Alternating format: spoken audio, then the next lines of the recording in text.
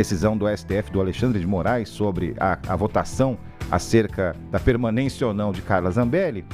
E a Lívia Braz vai trazer para a gente o e agora, né? O day after. E depois que tudo isso aconteceu, na verdade a coisa está rolando ainda, porque agora o STF decide, né? Em termos de plenário da primeira turma, o que vai acontecer. Frio em Brasília, é isso, Lívia? Belo echarpe, lenço, sei lá o quê. Bom dia. Oi, Felipe. Corri para pegar meu lenço, porque tá frio aqui no estúdio. Lá fora tá até calorzinho, tá um dia bonito por aqui, viu? Vamos lá, Felipe. Pois é, você já começou falando dessa que é a notícia mais recente envolvendo esse caso da Zambelli, é isso mesmo, viu?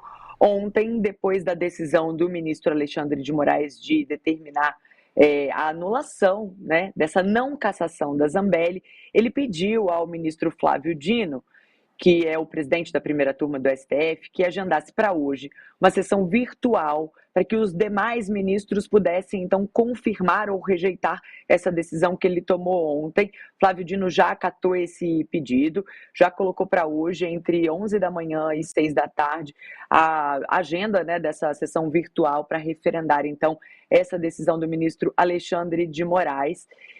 E o que acontece agora, né? A gente tem uma informação, Felipe, de que Hugo Mota vai ter que acatar a decisão do ministro Alexandre de Moraes, que se baseou diretamente na Constituição Federal, que determina o quê? Que cabe ao Poder Judiciário decretar a perda do mandato de um parlamentar condenado criminalmente com trânsito em julgado. O que significa isso? Quando já não tem mais nenhuma possibilidade de recurso, e esse é exatamente o caso de Carla Zambelli. Segundo Moraes, nem caberia ao plenário votar sobre essa perda de mandato. Isso devia ser apenas uma assinatura protocolar lá na mesa diretora, um mero ato administrativo, né?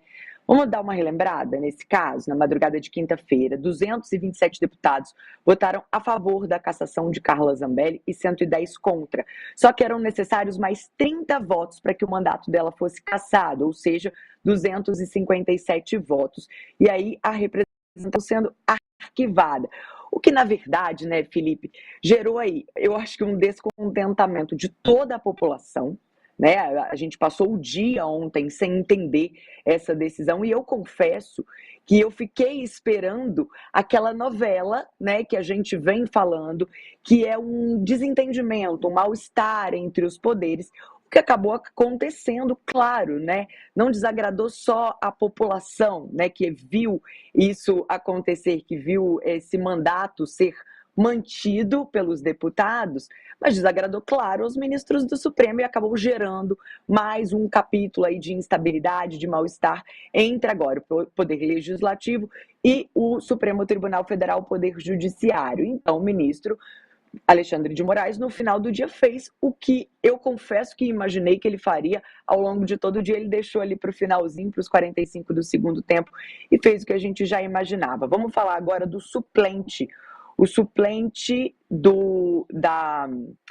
de Carla Zambelli, né, o presidente da Câmara, Hugo Mota, teria, segundo a determinação do Alexandre de Moraes, aí 48 horas para indicar, para convocar o suplente de Carla Zambelli para então tomar posse na Câmara. Coronel Tadeu é o suplente de Carla Zambelli e ele é do PL de São Paulo, Felipe. Tá certo, então. Bom, isso que você falou de expectativas, elas acabaram sendo cumpridas e eu mesmo, acho que você teve essa mesma percepção, né, Lívia? Essa percepção de que caiu tão mal, teve tanta cara de desfaçatez e acordo, inclusive o pedaço da história que envolve o Glauber Braga, né? Que não tinha como aparecer alguém e falar assim, olha, peraí, gente, acho que passamos do limite. Já foi uma semana com quebra-quebra, com imprensa sendo silenciada, né? Com fechamento do sinal da TV Câmara.